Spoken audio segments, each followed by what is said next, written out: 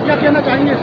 और विशेष रूप से देश के यशस्वी प्रधानमंत्री जी ने सेवा सुशासन और गरीब कल्याण के लिए जो योजनाएं बनाई हैं, 9 साल जो काम किया है, उसी के तहत उन्होंने सारे सांसदों से, सारे विधायकों से, सबसे कहा है और सभी से कहा है कि आप ये कार्यक्रम करिए, लोग गरीबों से मिलिए, उनका दुख दर्द की पूछिए, किसी को आवास न मिला हो तो पूछिए क्यों नहीं मिला है।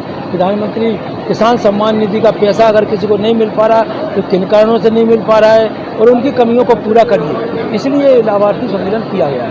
9 साल पूरे होने पर सबसे ज़्यादा सरकार की क्या उपलब्धियाँ रही हैं?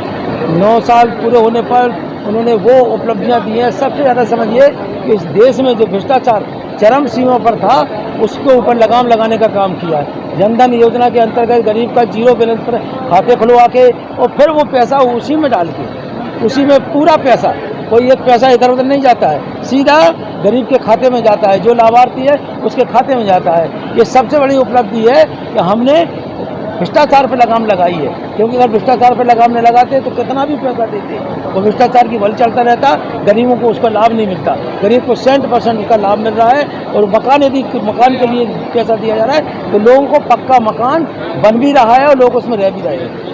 संसदीय क्षेत्र में गरोठा का कोई बड़ा काम जो आपकी सरकार ने किया हो? बिल्कुल, इस संसदीय क्षेत्र में तो ढेर सारे काम हुए हैं। आपने देखा होगा हमारे ही संसदीय क्षेत्र में बुंदेलखंड एक्सप्रेस भी बना है।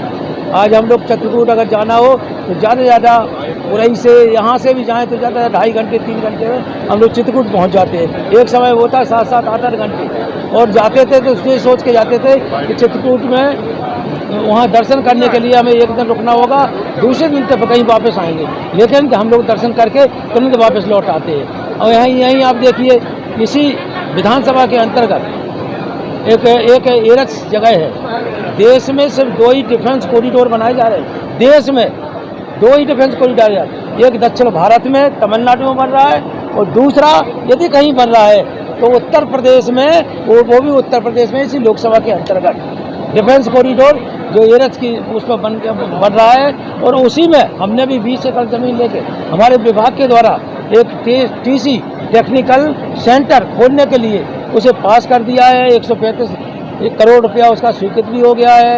बस उसमें काम प्रारंभ होने वाला है। काम जैसे शुरू हो जाएगा वहाँ लोग ट्रेनिंग लेना शुरू हो जाएंगे, मिलिट्री कर्पूर्जे बनाने की ट्रेनिंग, हर तरीके से वहाँ ट्रेनिंग मिलना प्रारंभ हो जाएगी। बच्चे उसके ट्रेनिंग लेके सारे काम करेंगे। और मैं कह सकता हूँ कि आप जो बरसों से हम लोग देख रहे थे, किसी तरीके से हम लोगों की ट्रेनिंग नहीं रुक पा रही थी, क्योंकि लोकवेदना का कारण ये था सिंगल लाइन थी, अब डबल लाइन होके बन भी गई है, इलेक्ट्रिफिकेशन भी हो गया है। अब हम लोगों ने कहा है कि जितने भी ट्रेनें जो पहले रुकती थी कोरोना काल में बंद हो गई हैं, उन्हें तुरंत रोका जाए जिससे लोगों को लाभ मिल सके। यहाँ पर कार्यकर्ताओं द्वारा ज्ञापन सौंपा गया है रेल रोकने के लेकर महाराष्ट्र में रेल रोक दिया है मुंबई जाने के लिए, इस पर क्या कहेंगे? नहीं, विशेष रूप से ये कागज हम लोगों को मिले हैं। हम लोग निश्चित मंत्री जी से भी बात करेंगे। पहले तो हम प्रयास कर रहे हैं, कोरोना काल में जितनी स्टेशनों पर ट्रेनें रुकती थी, चाहे वो साबरमती हो, चाहे कुशीनगर हो, चाहे हमारा छपरा हो, जो भी कार्यक्रम ट्रेनें रुकती थी वो सारी ट्रेनें पहले रुके, और रुकने के बाद नई ट्रेन जो चली हैं उनको भी हम लोग रुकवाने का प्रयास करेंगे।